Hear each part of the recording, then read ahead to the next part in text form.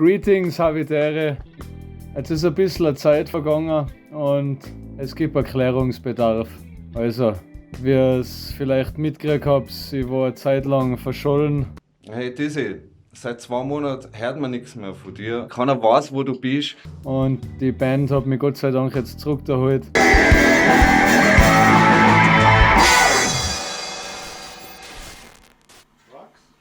Ich habe versucht kommunizieren mit der Band, hab's mitgekriegt wahrscheinlich mit den Videos.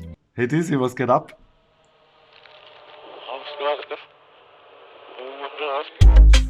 Holt's mit Druck, noch immer so. Jetzt bin ich weit weg und hoffe, ich find bald wieder zurück.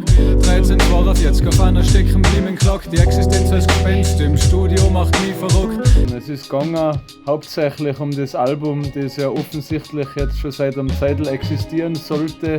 Sonst hätte mich die Realität ja nicht rausgeschmissen.